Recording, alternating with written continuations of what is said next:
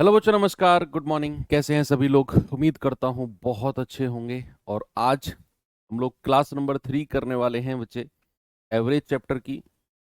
और दो क्लास हो चुकी हैं, तीसरी क्लास है और अभी एक क्लास इसमें और लगेगी। मुझे लग रहा था कि मैं 3 क्लास में इसको एंड कर दूंगा, लेकिन बहुत सारी चीज़ें थी, इम्पोर्टेंट भी थी और छूट जाती अगर हम 3 क्लास में इसको समेटने की कोशिश करते तो। एनीवे, चीज़ें होनी चाहिए, चाहे एक क्लास और एक्स्ट्रा लग जाए, कुछ होना नहीं चाहिए जो आपके एग्जाम पॉइंट ऑफ व्यू से बहुत इंपॉर्टेंट है। चलिए करते हैं शुरुआत अपनी क्लास नंबर 3 की। और एक होमवर्क था शायद, जल्दी से मुझे इसका जवाब बता दो क्या होगा। कल होमवर्क दिया था आप लोगों को, सवाल है 1 से 11 तक लगातार सम संख्याओं के वर्गों का औसत। मैंने आपको 5 फॉर्मूले लिखवाए थे, उन 5 फॉर्मूले से अलग ये सवाल है। इसमें जो भी बच्चा n+1 2n+1/6 लगाने की कोशिश कर रहा है, प्लीज आप ये देखो कि उसने प्राकृतिक संख्या नहीं बोली, सम संख्या बोली है। तो सम संख्याओं का स्क्वायर, बच्चे 1 का स्क्वायर क्या होता है? 1। 2 का स्क्वायर क्या होता है? 4। 3 9। 3 का स्क्वायर 9। 4 का स्क्वायर 16। 5 का स्क्वायर 25। 6 का स्क्वायर 36। 7 का स्क्वायर 49। 8 का स्क्वायर 64। 9 का स्क्वायर 81। और 10 का स्क्वायर अभी मैं आपको बताऊंगा। तो आप कहेंगे सर ये क्या कर रहे हो आप? 11 का स्क्वायर 121। देखो, ये तो 1 से 11 तक मैंने लिखे हैं, आपको ऐसे ही 1 से लेकर 30 तक के स्क्वायर लिखकर उन्हें याद करना है। 1 से लेकर 30 तक के स्क्वायर और 1 से लेकर 21 तक के क्यूब। अब बच्चे, ये अगर 1 से लेकर 11 तक का स्क्वायर होता तो मुझे ये करने की जरूरत थी ही नहीं। मैं क्या करता? n+1 2n+1/6 करता। लेकिन उसने सम बोला है, तो जो विषम वाले हैं बच्चे उनको हम हटा देंगे। आप कहेंगे सर लिखने की जरूरत नहीं थी। अरे लिख दिया भैया, क्या गलत कर दिया अगर लिख दिया तो? ठीक है, इनको हटा देंगे तो बचे कौन कौन से? विषम। यानी कि केवल आपको इनके स्क्वायर का एवरेज निकालना है, केवल इनका। तो कितना आएगा भैया जरा बताना? 136 और 64 कितना होता है? 100। 100 और 100 200। 216 220 कितना आ गया? 220। ये तो योग आ गया, सम। एवरेज अगर बताना है तो क्या करेंगे? 220 डिवाइड बाई कितनी संख्या है? 1 2 3 4 और 5। 5 से डिवाइड कर देंगे, ये जाएगा 5 चौके 20 और 5 चौको 20। क्या जवाब होगा? 44। ऑप्शन नंबर सी मेरा बिल्कुल करेक्ट है। आगे बढ़ूं, नेक्स्ट चल सकते हैं। चलिए आते हैं अब टाइप नंबर 7। और टाइप नंबर 7 एक आसान टाइप है। और क्या है उसमें जरा मैं आपको बताता हूं पहले। भाई, अगर मैं आपको कुछ संख्या दे दूं, सपोज मैंने कुछ नंबर दे दिया ABCD, 4 संख्याओं का ही सपोज मैं एग्जांपल लेता हूं। और ये 4 संख्या कुछ भी हो सकती हैं, ये कुछ भी हो सकती हैं बच्चे। और मैंने कहा इनका जो एवरेज है ना, इनका जो औसत है, इनका औसत है सपोज A, कैपिटल A। इन सभी का एवरेज क्या है? इन सभी का एवरेज है A। बच्चे, अगर मैं क्या करता हूं, मैं अगर प्रत्येक संख्या में कुछ जोड़ दूं, हर संख्या में कुछ जोड़ दूं, तो याद रखना एवरेज भी उतने से ही प्लस हो जाएगा। सपोज मैं इसमें +x कर देता हूं, हर संख्या में अगर मैं +x कर रहा हूं तो याद रखना एवरेज भी +x हो जाएगा। या फिर अगर मैं इस बात को रिवर्स कहूं, अगर मैं इस बात को रिवर्स कहूं कि भैया मैंने एवरेज में कुछ संख्या जोड़ी, तो इसका मतलब है मैंने प्रत्येक संख्या को उतना ही जोड़ा होगा। अब मैंने कहा मैंने किसी संख्या को कुछ घटा दिया, मान लो मैंने -x कर दिया, इस ओरिजिनल संख्या को, मैं ओरिजिनल संख्या की ही बात कर रहा हूं। मैंने ओरिजिनल संख्या को minus x minus x minus x कर दिया, याद रखना एवरेज भी माइनस एक्स हो जाएगा। ये तो मैंने प्लस और माइनस का एग्जांपल आपको दिया। बच्चा अगर आप प्रत्येक संख्या को मल्टीप्लाई करते हो ना, तो एवरेज भी उतने से ही मल्टीप्लाई होगा जितने से प्रत्येक संख्या को किया है। प्रत्येक संख्या को डिवाइड करोगे तो एवरेज भी उतने से ही डिवाइड हो जाएगा। यानी कि कुछ भी mathematical operation, any mathematical operation, जोड़ भाग गुणा, कुछ भी आप करते हैं तो एवरेज के साथ भी वही मैथमेटिकल ऑपरेशन हो जाता है। अब इसके ऊपर क्वेश्चन कैसे बनते हैं जरा देखिए। सवाल क्या है, जैसे बहुत आसान क्वेश्चन बनता है, एक बार देखेंगे, बिल्कुल बच्चों वाला।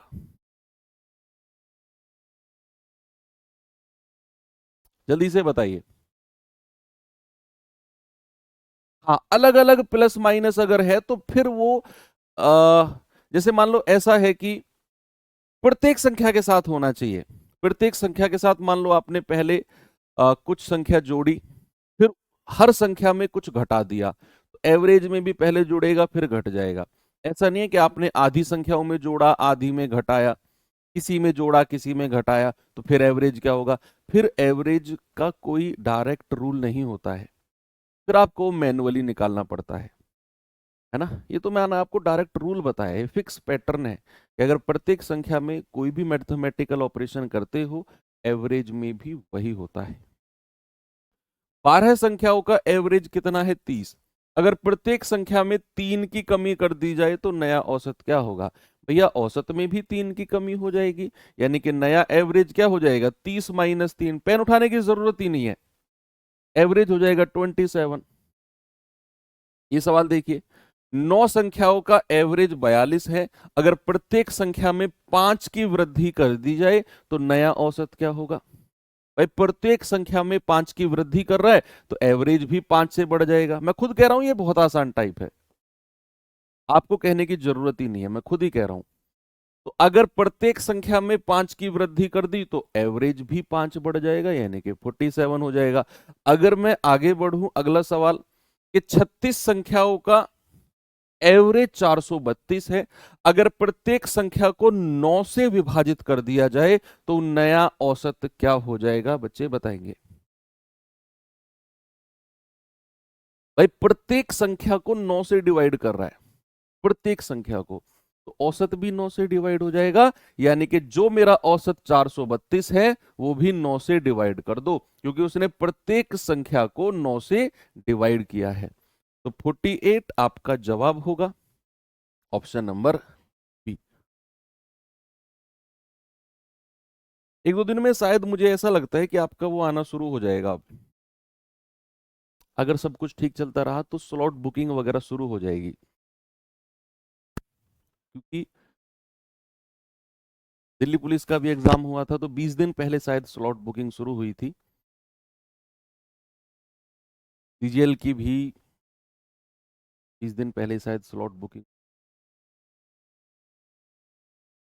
आपका भी अगर 23 से एग्जाम है तो ये मान के चलो फर्स्ट वीक, फरवरी के फर्स्ट वीक में आपका स्लॉट बुकिंग।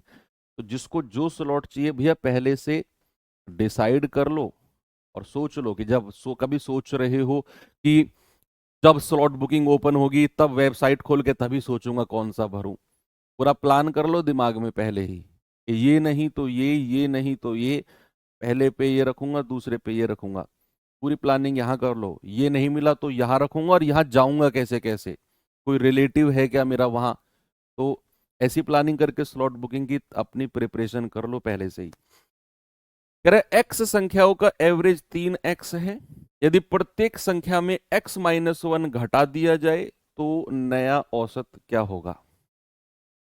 तो नया औसत क्या होगा?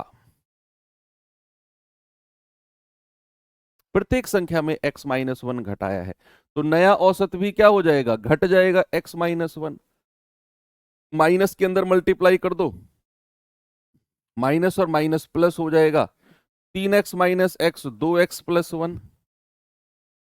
नया एवरेज क्या हो जाएगा, 2x+1। ओके, आगे चले। ठीक है। अच्छा, शुरू में एग्जाम रखें क्या सर, लास्ट में एग्जाम रखें, इस बात का मैं कैसे जवाब दूं यार आपको।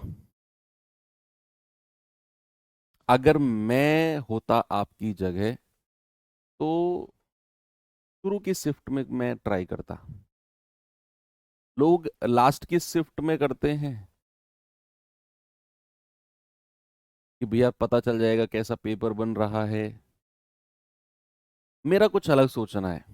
मेरा ये सोचना है कि अगर मैं, देखो मैं आपके लिए नहीं कह रहा हूं, मैं अपनी बात बता रहा हूं, आपको ठीक लगे तो देख लेना। मैं सोचता कि अगर मैं एग्जाम देने जा रहा हूं तो जो शुरू की शिफ्ट में होगा, एक तो टेंशन खत्म हो जाएगी जल्दी, क्योंकि एग्जाम जब शुरू हुआ, मान लो 23 तारीख से एग्जाम शुरू हुआ और लास्ट तक चला, मान लो 10 दिन चला, 12 दिन चला, तो भाई 10-12 दिन नींद नहीं आएगी एक तो, और आप भरोसा करो पढ़ाई भी नहीं होगी।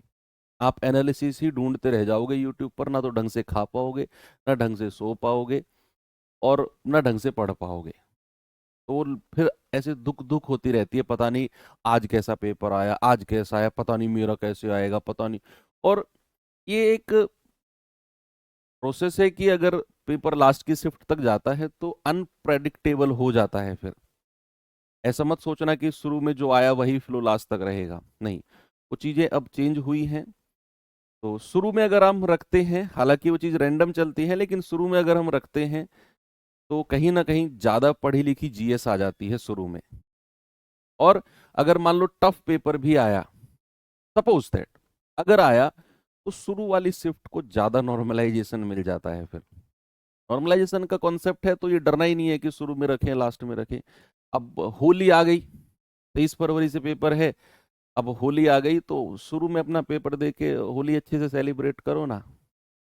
होली पे बैठे हो तुम सर पकड़ के, पेपर पता नहीं कैसा आएगा, ये और वो, होली निकल गई, साल में एक ही त्योहार आता है, शुरू में पेपर तो एंजॉय करो अच्छे से यार। ओके, चलिए अब बात करते हैं क्रमागत संख्याओं की। क्रमागत संख्या, क्रमागत संख्या, कॉन्जिक्यूटिव नंबर्स, कॉन्जिक्यूटिव नंबर्स। कोई बताएगा मुझे कॉन्जिक्यूटिव नंबर्स क्या होते हैं, क्रमागत संख्याएं क्या होती हैं। बच्चे क्रमागत संख्याएं होती हैं a series of numbers, a series of numbers, कुछ नंबर्स आपको दे देगा और जिनमें डिफरेंस बराबर चलता रहेगा पूरी सीरीज में। अब वो डिफरेंस एक का भी हो सकता है, दो का भी हो सकता है, 10 का भी हो सकता है, 1000 का भी हो सकता है, लेकिन वो डिफरेंस बराबर चलेगा। हमने कल जो फॉर्मूले पढ़े थे, 5 फॉर्मूले, वो प्रथम से शुरू थे। आपने नोटिस किया होगा प्रथम से शुरू थे, है ना। कि लेकिन अब हम जो पढ़ने वाले हैं प्रथम नहीं, कहीं बीच में से भी ले लेगा, लेकिन उनका डिफरेंस बराबर रखेगा। क्या रखेगा, डिफरेंस बराबर। मान लो मैंने कोई संख्या ले ली A B C D और E, तो बच्चे इनका जो डिफरेंस होगा ना, इनका डिफरेंस हमेशा बराबर रहेगा। मान लो डिफरेंस मैंने x बोल दिया, तो यहां भी डिफरेंस x, यहां भी डिफरेंस x, और यहां भी डिफरेंस x। हर दो संख्याओं के बीच डिफरेंस बराबर रहेगा। स्लॉट बुकिंग क्या होता है बच्चे, गूगल वो कर लेना, यूट्यूब कर लेना, खाली समय में कर लेना, एसएससी स्लॉट बुकिंग क्या होता है, कोई ना कोई समझा दिया होगा। खाली यूट्यूब पर खाली लोग बहुत बैठे होते हैं। ठीक है, तो अभी फिलहाल पढ़ाई पे फोकस कर लो। ओके, यूट्यूब कर लेना, स्लॉट बुकिंग क्या होता है, एसएससी समझो। अब मैंने कहा ये संख्याएं दी हुई हैं 4-5, इनके बीच का जो डिफरेंस है वो बराबर चलेगा। अब मैं कुछ एग्जाम्पल लिख रहा हूं, जैसे प्राकृतिक संख्याओं के बारे में मैं कह सकता हूं 14, 15, 16, 17, 18। मैंने कुछ नंबर्स लिए, मैंने प्राकृतिक संख्याओं को लगातार लिखा, तो 14, 15, 16, 17, 18। क्या इन सभी का डिफरेंस 1 1 1 1 1 चल रहा है? यस, हाँ जी सर बिल्कुल चल रहा है। क्या मैं ऐसे भी कह सकता हूं कि 19, 21, 23, 25, 27, क्या ये प्राकृतिक संख्याएं हैं? सर ये है लेकिन विषम है, क्या ये कॉन्जिक्यूटिव नहीं होंगी? बोलिए, क्या ये क्रमागत नहीं होंगी?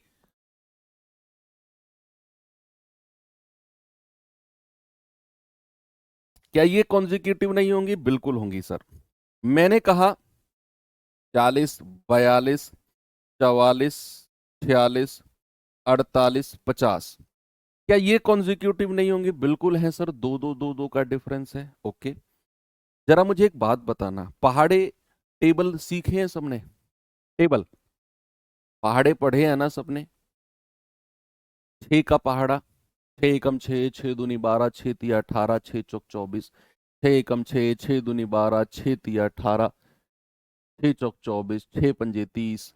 क्या ये जो 6 का पहाड़ा मैं पढ़ रहा हूं, मैं जरा 15 का पहाड़ा पढ़ूं, 15 एकम 15, 15 दूनी 30, 15 ती 45, 15 चौको 60, 15 5 75, मैं किसी का भी टेबल पढ़ूं, मैं किसी का भी पहाड़ा पढ़ूं, तो क्या वो पहाड़ा, क्या वो टेबल कॉन्जिक्यूटिव होगा? क्या वो टेबल, वो पहाड़ा क्रमागत होगा? यस और नो? क्या उस टेबल में through out the series difference बराबर चलेगा? भाई आप देखो, 6 का पहाड़ा पढ़ा, सबका डिफरेंस बराबर चल रहा है, 6 6 6 6 का। आप 15 का पहाड़ा पढ़ो, सब में डिफरेंस बराबर चल रहा है, 15 15 15 15 का। आप किसी का भी पहाड़ा पढ़ लो, डिफरेंस बराबर चलेगा थ्रू आउट द सीरीज। तो ये होती है कॉन्जिक्यूटिव। अभी मैंने आपको जस्ट ये बताया है कॉन्जिक्यूटिव नंबर्स क्या होते हैं। अब हम पढ़ने वाले हैं एवरेज ऑफ कॉन्जिक्यूटिव। क्या है बच्चा? हमारा टॉपिक है क्रमागत संख्याओं का औसत। टॉपिक क्या है? Average of consecutive numbers. Consecutive numbers, या हिंदी में लिखेंगे क्रमागत संख्याओं का औसत। क्रमागत संख्याओं का, क्रमागत संख्याओं का औसत।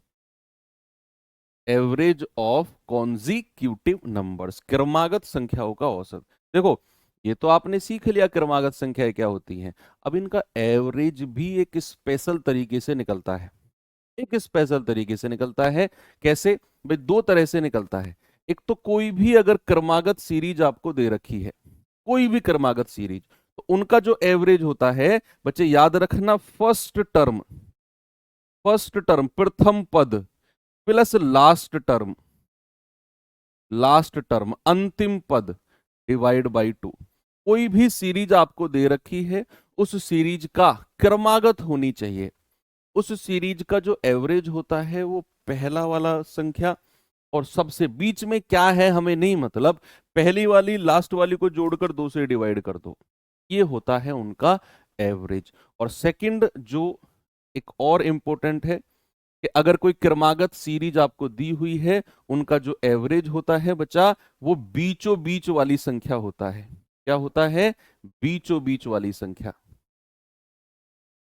बीचों बीच वाली संख्या ही क्रमागत संख्याओं का एवरेज होता है।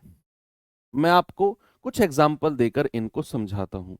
सपोज मैंने बोला, कोई नंबर मैंने दे दिया आपको कि भैया 44, 45, 46, 47, 48, 49, 50। मैंने कुछ नंबर लिखे यहां पर। सबसे पहले आपको ये देखना है, क्या ये कॉन्जिक्यूटिव है? क्या ये क्रमागत है? क्या सभी का डिफरेंस बराबर चल रहा है? हाँ जी सर, सारे के सारे प्राकृतिक संख्याएं हैं और सभी का डिफरेंस बराबर चल रहा है। अब अगर मैं इनके एवरेज की बात करता हूं, तो जरा मुझे बताना, सबसे पहला तरीका मैंने आपको क्या बताया, कि पहला संख्या और प्लस लास्ट की संख्या जोड़कर 2 से डिवाइड कर दो। तो यहां एवरेज क्या हो जाएगा बच्चा? पहली संख्या 44, लास्ट की संख्या 50 डिवाइड बाई 2, कितना आ गया? 94 डिवाइड बाई 2। आप कहेंगे सर 47। बच्चे, एक जादू वाली बात आपको बताता हूं, जरा नोटिस करना इस बात को। मैंने एवरेज के लिए बोला कि पहली संख्या प्लस लास्ट की संख्या डिवाइड बाई 2। एक चीज जरा देखना, अगर मैं आपसे कहूं कि शुरुआत से दूसरी संख्या, सेकंड नंबर, और पीछे से सेकंड नंबर। अगर आप इन दोनों को जोड़कर भी 2 से डिवाइड करते हो तो भी आपको बच्चे एवरेज वही मिलेगा जो पहली संख्या और लास्ट की संख्या से मिला है। अरे वाह सर, अभी रुको, ऐसा नहीं, अगर आप शुरू से थर्ड नंबर और पीछे से थर्ड नंबर को भी ऐसा ही करते हो, यानी कि 46 प्लस 48 डिवाइड बाई 2, तो आप कहेंगे 94 डिवाइड बाई 2 47। और सबसे मजे की बात, जो संख्या अब लास्ट में बची है 47, अरे भैया यही तो एवरेज है, यही तो वो संख्या है जो आप पहली और लास्ट की को जोड़कर 2 से डिवाइड कर रहे हो, जो आप सेकंड और सेकंड लास्ट को जोड़कर 2 से डिवाइड कर रहे हो, जो थर्ड और थर्ड लास्ट को जोड़कर 2 से डिवाइड कर रहे हो। यही तो संख्या हर बार आपको देखने को मिल रही है, बीचों बीच वाली संख्या। और ये तो मैंने आपको बताया, कि बीचों बीच वाली संख्या ही आपका एवरेज होती है। तो यहां पर हम एक चीज देख रहे हैं कि बीचों बीच वाली संख्या 47 है, इधर भी 3 संख्या, इधर भी 3 संख्या। जितनी संख्या सीधे हाथ पर उतनी ही संख्या उल्टे हाथ पर आपका होनी चाहिए, तो बीच वाली संख्या हमारा क्या हो जाएगा, एवरेज हो जाएगा। जरा मैं एक एग्जांपल और देता हूं आपको। मैंने कहा कि 62, 64, 66, 68 और 70, जरा इनका एवरेज बताना अब मुझे। अब कैलकुलेशन मत करना, सवाल कहता है 62, 64, 66, 68, 70, बीच वाली संख्या का एवरेज बता दो मुझे। सॉरी, बीच वाली संख्या ढूंढ के, सर इधर भी 2 संख्या, इधर भी 2 संख्या, बीच वाली संख्या ये रही, यही एवरेज हो जाएगा। किसी को यकीन ना हो तो पहली और लास्ट की को जोड़कर 2 से डिवाइड करके देख लो, 66 ही मिलेगा। एक एग्जांपल और देता हूं आपको मैं। भाई मैंने आपसे बोला 92, 93, 94, 95, 96 और 97। मैंने ये नंबर लिखा और मैंने कहा जरा इनका एवरेज बताना। बीचों बीच वाली संख्या देखो, या तो आप पहली संख्या और लास्ट की संख्या को जोड़कर 2 से डिवाइड कर दो, एक तरीका, या फिर दूसरी और सेकंड लास्ट को जोड़कर 2 से डिवाइड कर दो, या फिर जो बीच में 2 बची हैं उनको जोड़कर 2 से डिवाइड कर दो। लेकिन अगर आप बीचों बीच वाली संख्या ढूंढने जाएंगे, जैसे यहां तो मिल गई हमें 66, इधर 2 इधर 2, तो यहां अगर बीचों बीच वाली संख्या, आप कह रहे हो सर 94 बीचों बीच वाली है, कैसे, इधर तो 2 है इधर 3 है, 94 कैसे बीचों बीच वाली हो गई भैया। आप कह रहे हो सर 95, 95 यहां है, इसके इधर 2 संख्या इधर 3 संख्या, ये बीचों बीच वाली कैसी हो गई।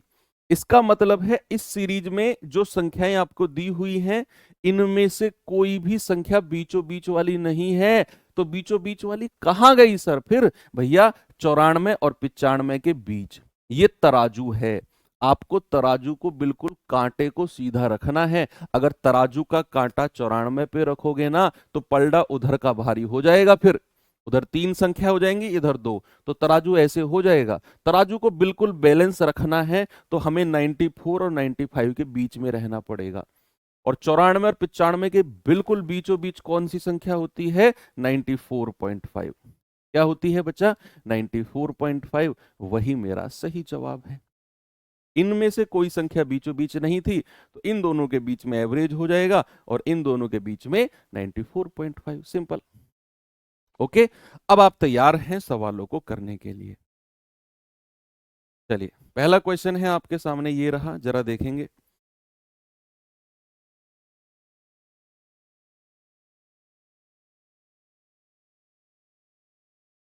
सवाल है 8 क्रमागत संख्याओं का औसत है 6.5। 8 क्रमागत संख्याओं का औसत है 6.5, सबसे छोटी और सबसे बड़ी का एवरेज क्या होगा। अरे भैया, जो क्रमागत संख्याओं का औसत होता है, तो सबसे छोटी और सबसे बड़ी को जोड़कर 2 से डिवाइड कर दो।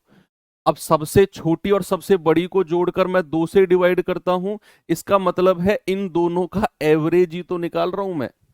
किसी भी क्रमागत में मैं एवरेज कैसे निकालता हूं? सबसे छोटी और सबसे बड़ी को जोड़कर 2 से। पहली संख्या को पकड़ता हूं, लास्ट की को पकड़ता हूं, उनका एवरेज निकालता हूं। इसका मतलब है क्या मैं ये बोल सकता हूं सर कि जो कॉन्जिक्यूटिव नंबर का एवरेज होता है, जो क्रमागत संख्याओं का औसत होता है, वो सबसे छोटी और सबसे बड़ी के औसत के बराबर होता है। कितनी ही बड़ी आपको सीरीज दे दे, कितनी ही सारी आपको संख्या दे दे, उन सभी का एवरेज जो होगा वो सबसे छोटी और सबसे बड़ी के औसत के बराबर होगा। तो यहां हम कहेंगे 8 संख्याओं का औसत 6.5 है, तो सबसे छोटी और सबसे बड़ी का औसत हो जाएगा वही जो पूरी सीरीज का एवरेज है। तो सिंपल है, पूरी सीरीज का एवरेज वही होगा। नहीं होगा बच्चा, आप समझो बात को कि भैया मैंने कोई नंबर लिखा यहां पर, सपोज मैंने लिखा ABCDE, ये मैंने लिखा यहां पर, और मैंने कहा इस पूरी सीरीज का एवरेज बता दो क्या होगा। तो आप कहेंगे सर सबसे छोटी और सबसे बड़ी को पकड़ो, तो A प्लस E और 2 से डिवाइड कर दो। आपने क्या किया? आपने इन दोनों संख्याओं का औसत ही तो निकाला, दोनों का योग और बटे कितनी संख्या है? 2, और यही एवरेज निकल के आ गया। पूरी सीरीज का एवरेज है ये। तो पूरी सीरीज का एवरेज मतलब सबसे छोटी और सबसे बड़ी के औसत के बराबर। ओके, आगे चलते हैं, ये सवाल पे आएंगे जरा। 5 क्रमागत सम संख्या इवन नंबर का माध्य, माध्य मतलब औसत ही होता है, 68 है, तो सबसे बड़ी संख्या क्या होगी? अब यहां पर आपको संख्याएं नहीं दी हुई, केवल एवरेज दे दिया। जरा सोच के बताइए क्या होगा ये।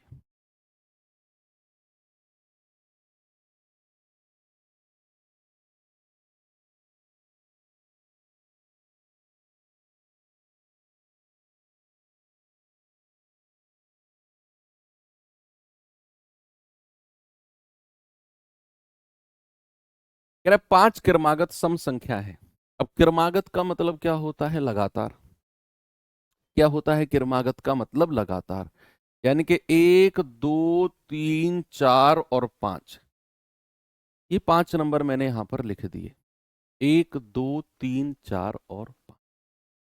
मुझे नहीं पता क्या नंबर होंगे, लेकिन मुझे ये पता है कि अगर ये क्रमागत है, अगर ये कॉन्जिक्यूटिव है, तो इनका एवरेज बिल्कुल बीचों बीच वाली संख्या होगी। तो क्या इधर भी दो संख्या, इधर भी दो संख्या, क्या एवरेज वाली संख्या जो होगी वो ये होगी? बोलो, क्या औसत वाली संख्या जो होगी क्या वो ये संख्या होगी? क्योंकि इधर भी दो, इधर भी दो। आप कहेंगे हाँ जी सर, और एवरेज तो 68 दिया हुआ है। भाई एवरेज तो दिया हुआ है 68, यानी कि ये संख्या जो होगी ये 68 हो जाएगी। और बात अगर कॉन्जिक्यूटिव क्रमागत की हो रही है, तो 68 के बाद सम संख्या कौन सी आती है? Even number. आप कहेंगे सर 70, 68 के बाद 70, और 70 के बाद सम संख्या 72। 68 से पहले 66 और 66 से पहले 64। क्या पांचों संख्या आपको मिल चुकी हैं? आपको जस्ट एवरेज पता था, आपने उसको प्लेस किया और सारी संख्याएं निकल के आ गई। उसने कहा सबसे बड़ी संख्या 72, सबसे छोटी संख्या कहेगा तो 64। चलिए आगे बढ़ते हैं, ये सवाल करेंगे जरा।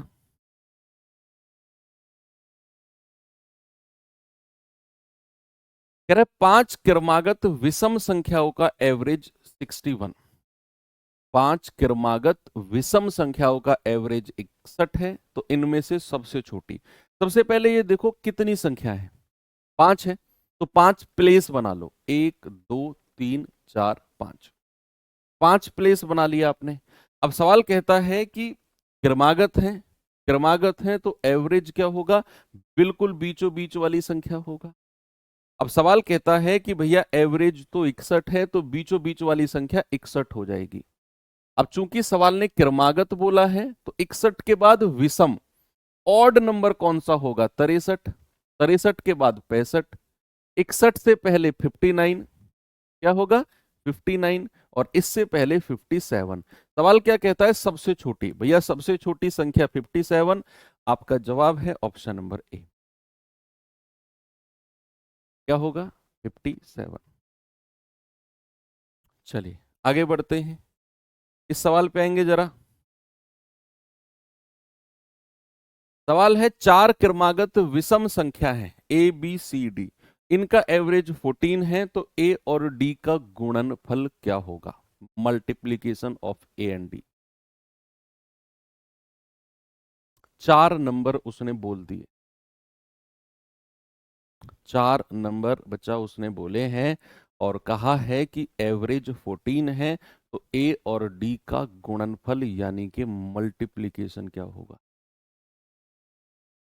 अब आप देखो, चार संख्या बोली है, 1 2 3 और 4, क्रमागत बोली है, तो एवरेज बीचों बीच वाली संख्या होगा।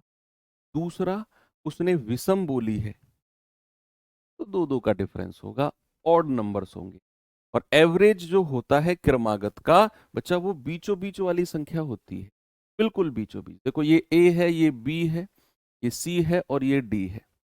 अब बीचों बीच वाली संख्या ना तो बी हो सकती है ना सी हो सकती है, तो कहीं ना कहीं इनके दोनों के बीच में ही एवरेज होगा, जो कि हमें 14 दिया हुआ है।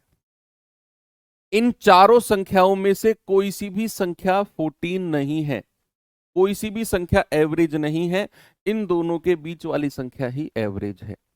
अब आप मुझे बताओ, 14 से अगली विषम संख्या, ऑड नंबर नेक्स्ट टू 14 क्या होगी। The odd number next to 14 क्या है बच्चा, आप कहेंगे सर 14 से अगली विषम संख्या होती है 15, और 15 से अगली विषम विषम संख्या की बात कर रहा हूं तो 17। अब 14 को भूल जाओ, 15 से पहले विषम ऑड नंबर है 13, और इससे पहले है 11।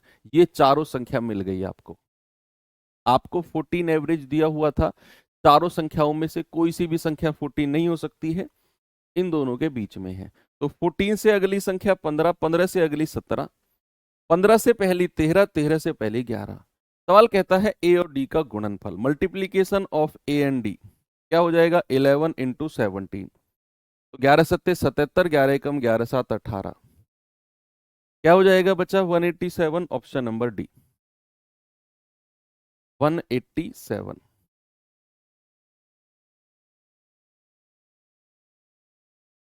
सही है।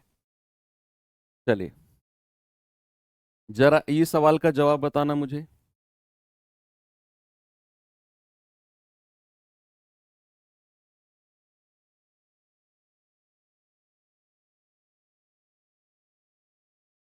कह रहा है 3 के प्रथम 9 गुणज, ये वही जो मैंने आपसे पूछा था कि जो पहाड़े होते हैं, जो टेबल होते हैं, वो कॉन्जिक्यूटिव नंबर्स होते हैं। तो 3 के प्रथम 9 गुणज का मतलब है कि आपको 3 का पहाड़ा पढ़ना है और 9 बार पढ़ना है, 3 नाम 27 तक।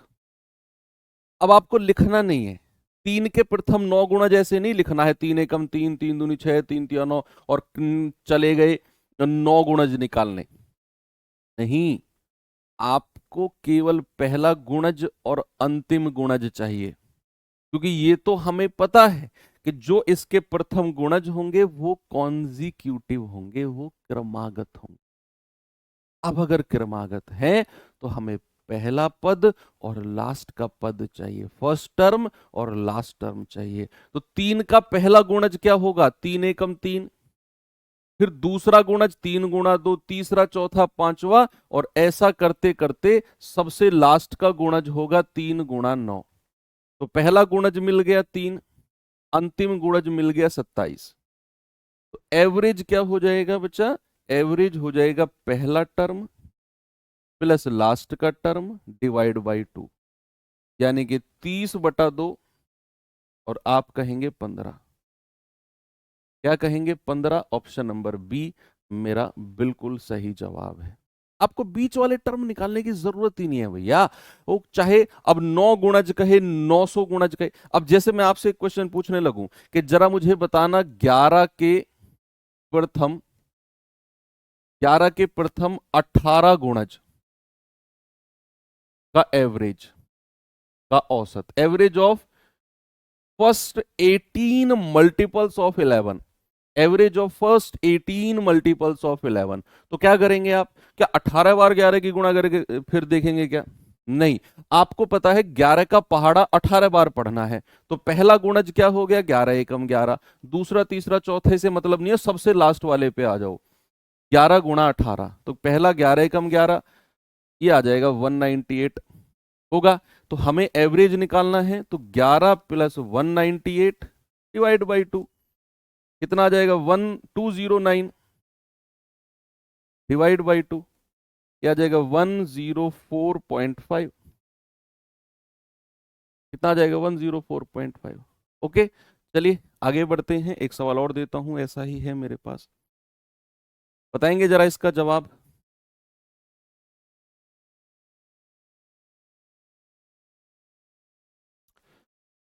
सवाल है 11 के प्रथम 12 गुणज, 11 के प्रथम 12 गुणज, पहला गुणज चाहिए, लास्ट का चाहिए, हो गया एवरेज। तो 11 का पहला गुणज क्या है, 11 गुणा 1, दूसरा तीसरे से मतलब नहीं है, सबसे लास्ट वाले पे आ जाओ, 12वां गुणज हो जाएगा ये, तो 132, 11 एकम 11, तो एवरेज क्या हो जाएगा, 11 प्लस 132 डिवाइड बाई 2, क्या आ जाएगा, 143 डिवाइड बाई 2, 2 सत्ते 14, 2 एकम 2, 71.5, कितना हो जाएगा बच्चा, 71.5।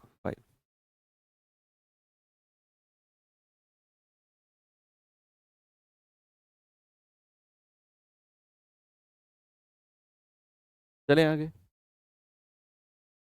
चलो एक सवाल और देखते हैं, ये सवाल देखना जरा, कह रहा है 9 क्रमागत संख्याओं का औसत n है, अगर मैं अगली दो संख्या भी शामिल कर लूं तो नया औसत क्या हो जाएगा।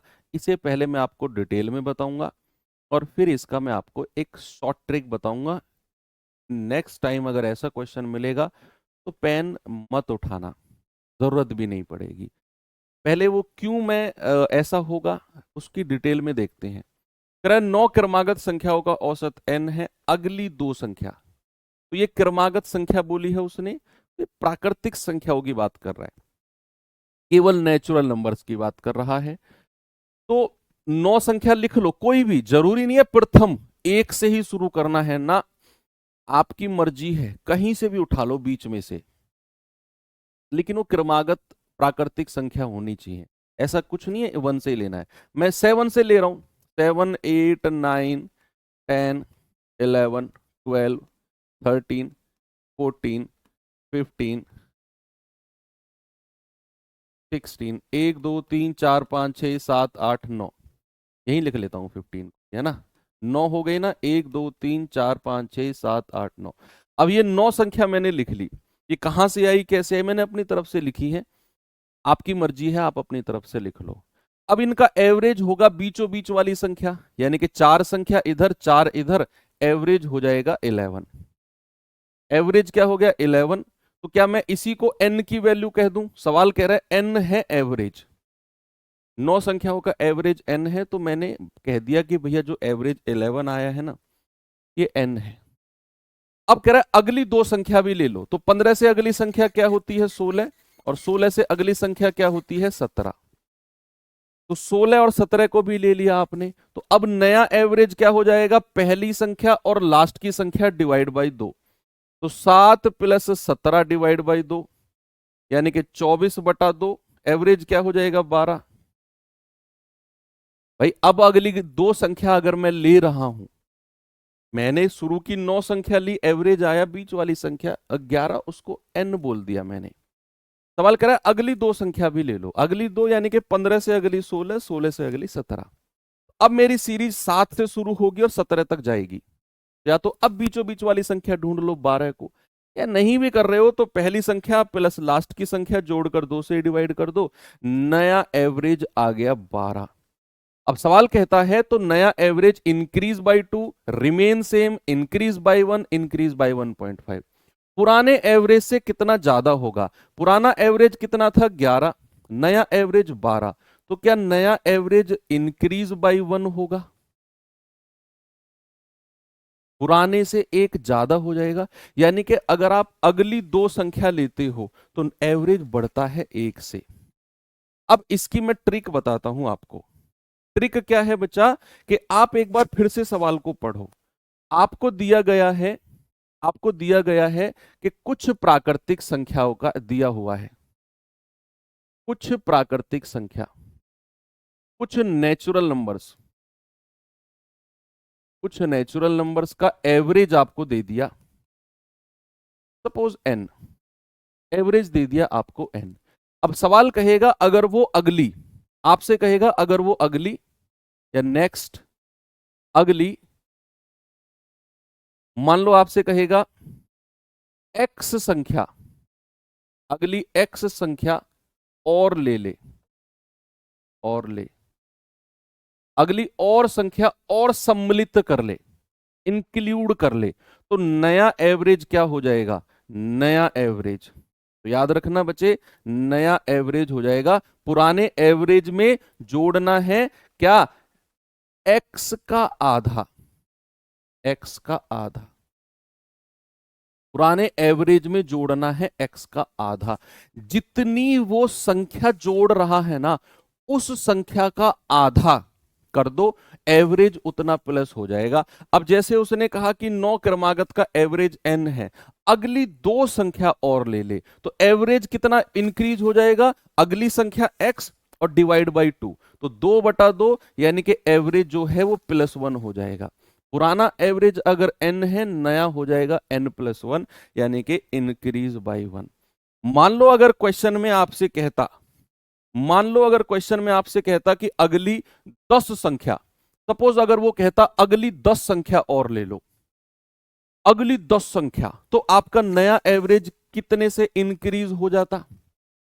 अगर वो ये कहता अगली 10, नेक्स्ट 10 नंबर्स और ले लो, तो आप कहेंगे सर प्राकृतिक संख्याओं का एवरेज n, अगली 10 संख्या लेता तो एवरेज हमारा 10/2, यानी कि एवरेज हमारा 5 बढ़ जाता। एवरेज कितना इंक्रीज हो जाता, एवरेज हमारा 5 इंक्रीज हो जाता। अगर वो कम करने को कहेगा तो उतना ही कम हो जाएगा, डिवाइड बाई 2 करके।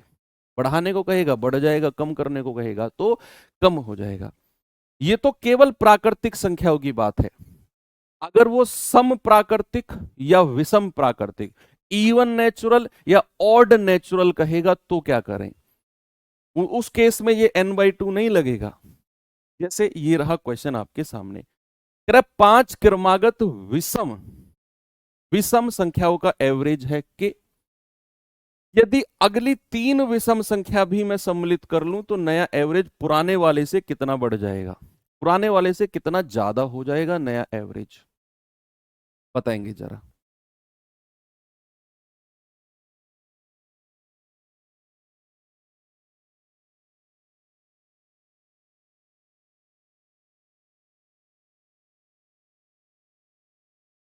अब यहां n/2 मत करना, कभी 1.5 कहने लग जाओ, क्योंकि ये सम प्राकृतिक और विषम प्राकृतिक का केस अलग है। इसको एग्जाम्पल से मैं आपको कराता हूं। तो 5 विषम लगातार संख्या मान लो, कुछ भी ले लो, 5, 7, 9, 11, 13, ये मैंने 5 संख्या ले ली, कुछ भी आपकी मर्जी है, आप कहीं से भी ले लो, 5 ले लो। इनका एवरेज क्या होगा, बिल्कुल बीचों बीच वाली संख्या, और उसने एवरेज बोला है के, तो के की वैल्यू हो जाएगी 9। सवाल कह रहा है अगली 3 विषम संख्या भी ले लो, 13 से अगली 15, फिर 17 और फिर 19, तो अब एवरेज क्या हो जाएगा बच्चा, अब एवरेज हो जाएगा पहली संख्या प्लस लास्ट की संख्या डिवाइड बाई 2, 19 और 5 24/2, दैट इज 12। तो नया एवरेज कितना हो गया 12। अब आप एक चीज चेक करो कितने से बढ़ा है, पहले था 9, अब हो गया 12, तो भैया एवरेज कितना बढ़ गया, +3, एवरेज कितना बढ़ गया, +3। यानी कि अगर सम प्राकृतिक या विषम प्राकृतिक संख्याओं की बात करेगा, लगातार क्रमागत का केस, चाहे ऑड चाहे इवन, जितनी संख्या जोड़ेगा एवरेज भी उतने से ही बढ़ेगा, कोई डिवाइड बाई 2 नहीं करना। जितनी वो संख्या जोड़ेगा एवरेज भी उतना ही इंक्रीज हो जाएगा, अगर वो ऑड या इवन क्रमागत संख्या कहेगा। लेकिन अगर वो कहेगा केवल नेचुरल, केवल प्राकृतिक संख्या, ऑड या इवन, सम या विषम नहीं लिखेगा, तो जितनी संख्या जोड़ेगा डिवाइड बाई 2, जितनी संख्या जोड़ेगा उसका आधा। ठीक है, सम या विषम के केस में जितनी संख्या उसने अगली 3 संख्या सम्मिलित करी, एवरेज भी 3 प्लस हो गया।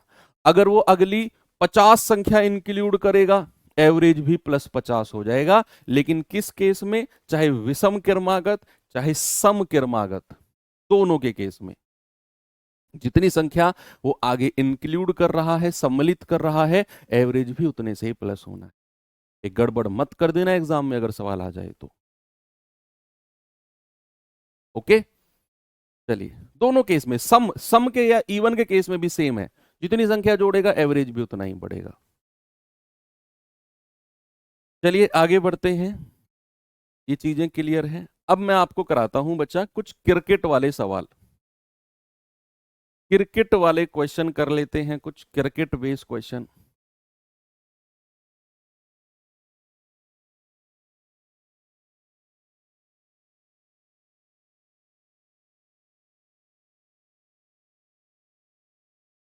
एक एवरेज की क्लास मैंने कराई है आपको रामबाण सीरीज में, शायद कल परसों ही कराई थी वो, कल तो नहीं उससे पहले वाले में कराई थी। कल तो ट्रेन वाले क्वेश्चन किए थे, उससे पहले वाली एवरेज डेविएशन मेथड जो मैंने बोला था, वो वाला टॉपिक आपका बचा हुआ है अभी।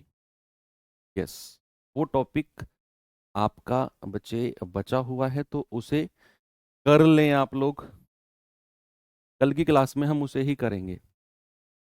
ओके, चलो अब चलते हैं कुछ क्रिकेट वाले क्वेश्चन के पास। सबसे पहले क्रिकेट में अगर मैं जाऊं तो एक होता है बैटिंग औसत। क्या होता है? बैटिंग औसत, बैटिंग, बल्लेबाजी, बैटिंग एवरेज, इसको क्या कहते हैं? बल्लेबाजी औसत। कोई बताएगा मुझे क्या होता है बल्लेबाजी औसत? क्या होता है भाई? बल्लेबाज, जिन्हें क्रिकेट की थोड़ी नॉलेज कम है उनके लिए मैं कह रहा हूं, जिनको पता है कोई टेंशन नहीं है। बल्लेबाजी औसत की अगर मैं बात करूं तो बल्लेबाजी औसत होता है बच्चा, कोई भी खिलाड़ी कितने रन प्रति मैच, कितने रन प्रति मैच बनाता है, कितने रन प्रति मैच बनाता है, वो होता है उसका बल्लेबाजी औसत। क्या होता है बच्चा? उसका बल्लेबाजी औसत, यानी कि बैटिंग एवरेज। हाँ, वही एग्जिट एंट्री वाला ही।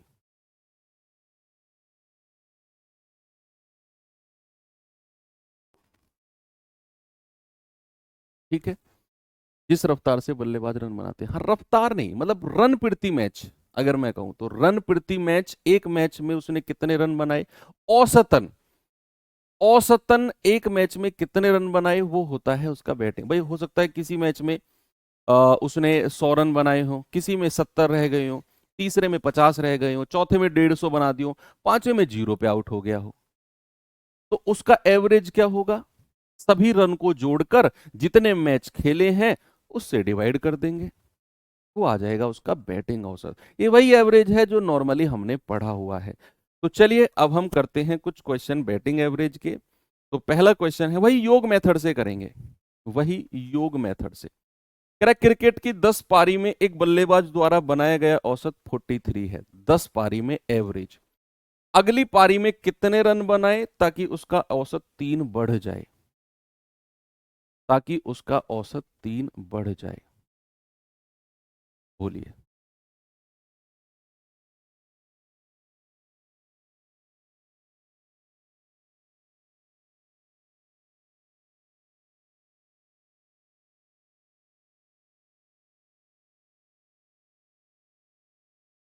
10 पारी का एवरेज 43 है, अगली पारी में कितने रन बनाए ताकि उसका एवरेज 3 रन बढ़ जाए?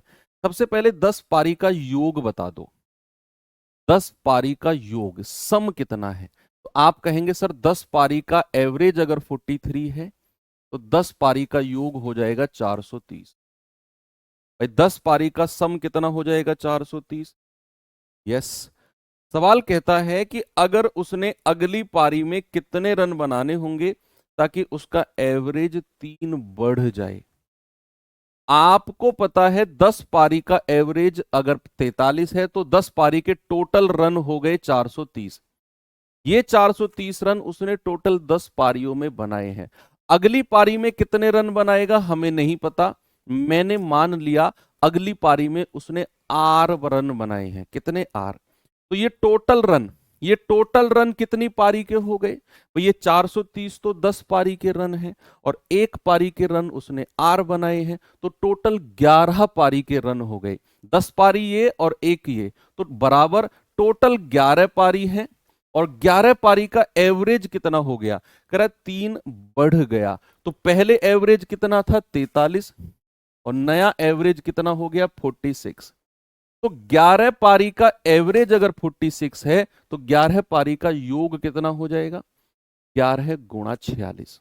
मैं फिर से रिपीट करता हूं, जरा सामने देखना।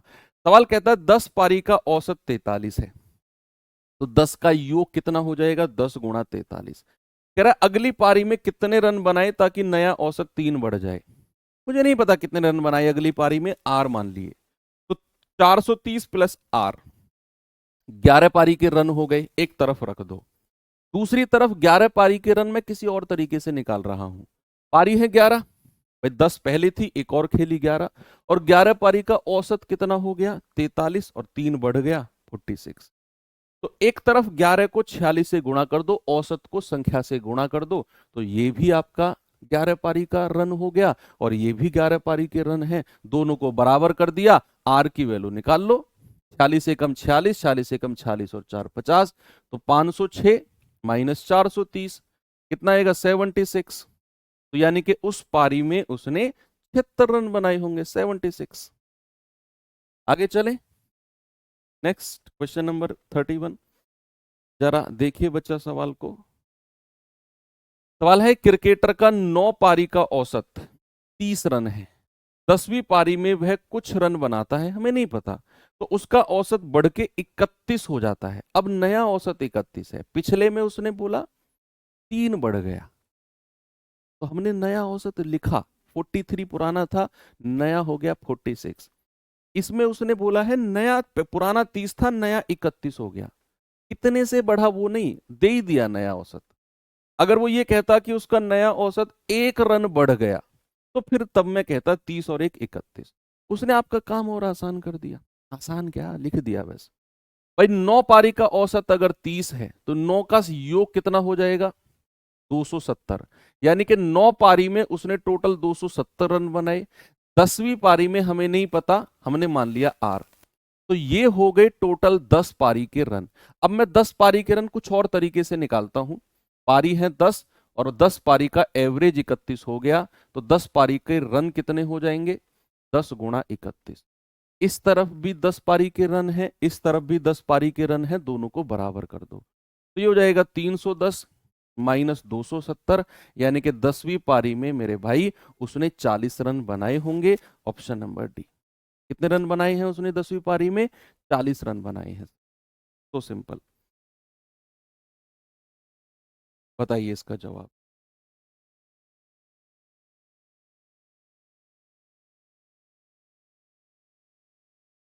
सवाल है एक क्रिकेटर का 20 मैच का एवरेज 40 है, 20 मैच का एवरेज।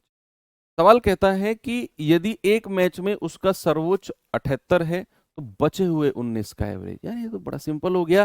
भाई 20 मैच का एवरेज अगर 40 है तो 20 मैच का योग, औसत को हमेशा संख्या से गुणा कर दो, योग आ जाएगा। तो 20 मैच में उसने टोटल 800 रन बनाए। अब कह रहा है एक मैच में सर्वोच्च 78 रन है, एक मैच में हाईएस्ट उसका 78 है। तो अगर मैं इस 78 को हटा दूं तो 19 मैच का योग कितना हो जाएगा? 19 का सम। तो आप कहेंगे सर 800 टोटल है, उसमें से 78 माइनस कर दो। जो एक मैच में उसने रन बनाए हैं ना 78, वो माइनस कर दो, 19 पारी के रन आपको मिल जाएंगे। आप कहेंगे सर ये आएगा 722।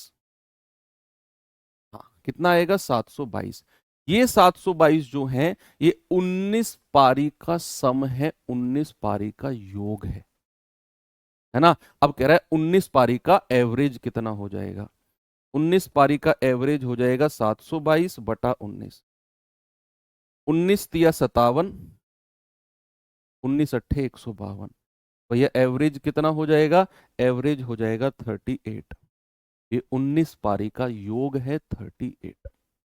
ओके, चलूं आगे। बहुत सिंपल छोटे छोटे क्वेश्चन है यार ये तो। ये सवाल देखिए जरा।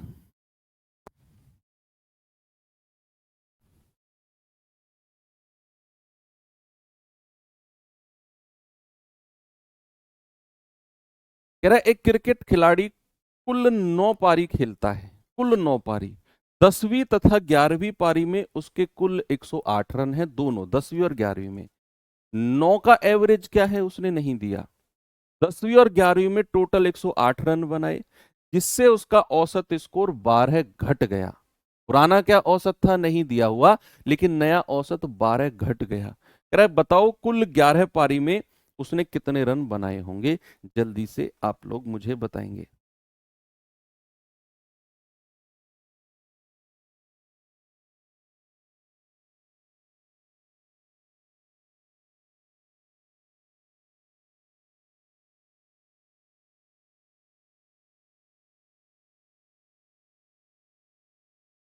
भाई एक क्रिकेट खिलाड़ी ने 9 पारी खेली।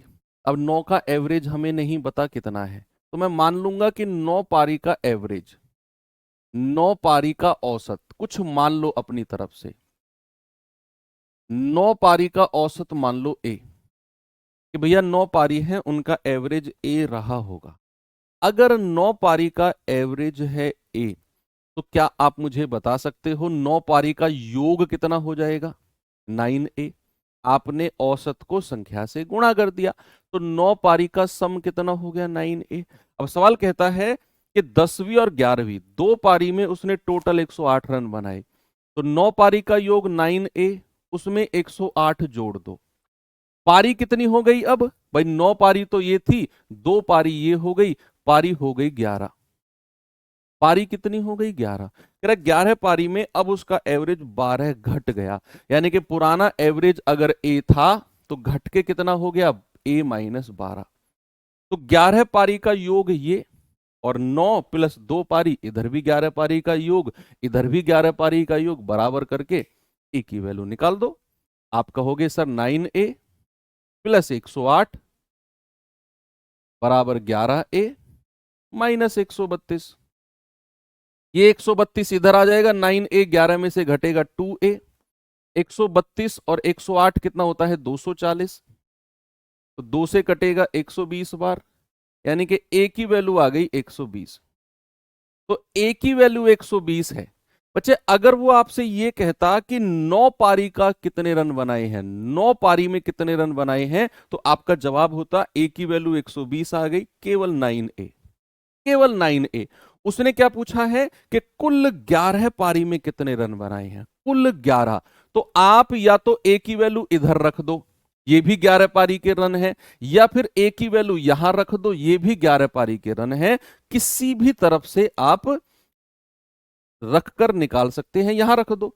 11 गुणा 120 माइनस 12, तो कितना आएगा 11 गुणा 108, तो 11 अट्ठे 88, 11 एकम 11। तो टोटल 11 पारी के रन कितने हैं उसके, डबल वन डबल वेट। तो सिंपल। 132 कहां से आया, कौन सा 132, ये वाला। अरे 11 की ए में गुणा करी ये आ गया, 11 की 12 में गुणा करोगे 132 आएगा। 11 कहां से आया, 11 पारी है टोटल, टोटल 11 पारी है।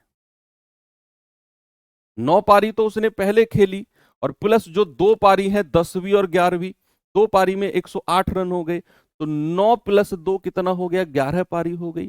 तो 11 पारी का एवरेज 12 घट गया, तो पुराना ए था तो नया हो गया A-12। और योग कितना हो जाएगा, औसत को संख्या से गुणा कर दिया। 132 11 के बारे में गुणा करके आया है। ओके, अच्छा सवाल है ये। चलिए इस क्वेश्चन को करेंगे। कह रहा है कि एक क्रिकेट खिलाड़ी का 40 पारी का एवरेज है 50। 40 पारी का एवरेज कितना है? 50। अब कहता है कि उसका उच्चतम और न्यूनतम रन से 172 रन ज्यादा है। कह रहा है अगर मैं इन दोनों पारियों को हटा दूं तो बची हुई 38 पारी का एवरेज 48 हो जाएगा। बताइए उसका उच्चतम स्कोर क्या है। आप एक बात बताओ, मान लो आप एक क्रिकेटर हो और आपने कुछ मैच खेले। सपोज दैट ऐसा फील करो आपने 10 मैच खेले होंगे। अब 10 मैच में आपने अलग अलग रन बनाए हैं। किसी एक मैच में आपका हाईएस्ट रहा होगा और किसी एक मैच में आपका लोएस्ट रहा होगा। फील करना इस बात को, किसी एक में हाईएस्ट और किसी एक में लोएस्ट। टोटल 10 मैच हैं। अब कह रहा है जो हाईएस्ट है ना और जो लोएस्ट है, इन दोनों का डिफरेंस 172 है। सपोज दैट हाईएस्ट और लोएस्ट का डिफरेंस 172। आप पढ़ो, कह रहा है उच्चतम रन न्यूनतम रन से 172 ज्यादा है। तो उच्चतम को मैं हाईएस्ट मान लूं और न्यूनतम को मैं लोएस्ट यानी कि एल मान लूं। तो हाईएस्ट में से अगर मैं लोएस्ट घटाता हूं तो क्या मिलेगा बच्चा? 172 मिलेगा। हाईएस्ट रन में से अगर आप लोएस्ट माइनस कर दोगे तो क्या मिलेगा? 172। ऐसा क्वेश्चन ने बोला है, ये मैंने साइड रख दिया। अब कह रहा है कि अगर मैं इन दोनों पारियों को हटा दूं, कौन कौन सी? हाईएस्ट और लोएस्ट।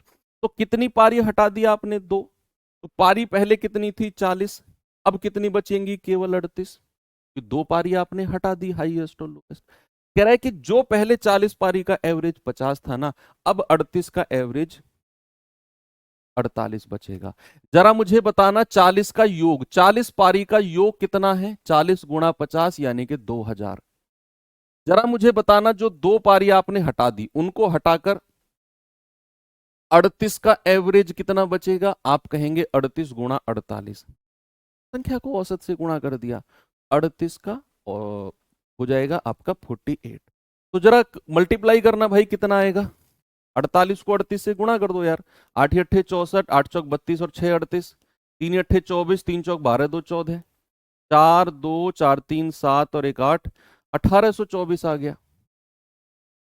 अब एक चीज बताओ मुझे कि 40 पारी का योग था 2000 और 2 पारी आपने हटा दी हाईएस्ट और लोएस्ट, बची कितनी? केवल 38। उनका योग आया है 1824। अब मैं अगर आपसे पूछूं कि वो 2 पारी जो हटी हैं उनका योग कितना है, भाई 40 का योग इतना, 38 का योग इतना, तो 2 पारी जो हटी है कौन कौन सी? हाईएस्ट और लोएस्ट। अगर मुझे उनका योग पता करना है तो 2000 में से 1824 माइनस कर दो तो आपका जवाब आएगा सर 176। कितना आएगा बच्चा? इन दोनों पारियों का योग जो हटी है उन दोनों का योग कितना है? उन दोनों का योग है 176।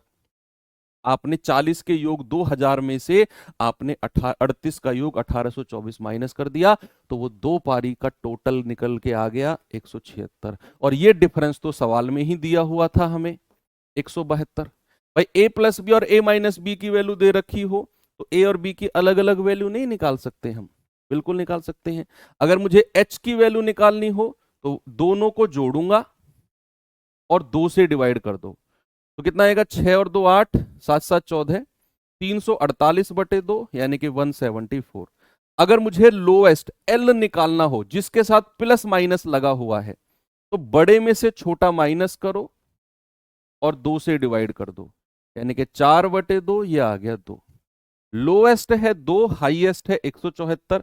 उसने हाईएस्ट पूछा है, ऑप्शन नंबर बी मेरा बिल्कुल सही है। ओके, उसने क्या पूछा है? हाईएस्ट पूछा है।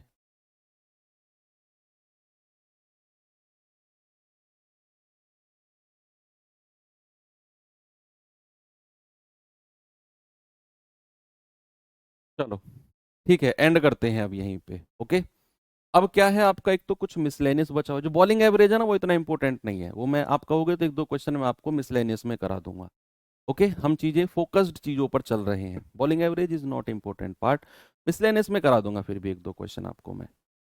तो कल हम जो पढ़ेंगे वो हमारा एक तो डेविएशन वाला जो मैंने आपको रामबाण में भी कराया है, और कुछ मिसलेनियस क्वेश्चन। तो कल की क्लास में ये रहेगा, और कल क्या है, सैटरडे है, ठीक है। बात करते हैं कल कि संडे में क्लास करें या ना करें, कल डिसाइड करेंगे। ओके, तो मिलते हैं अब अगली क्लास में। Thank you, have a good day.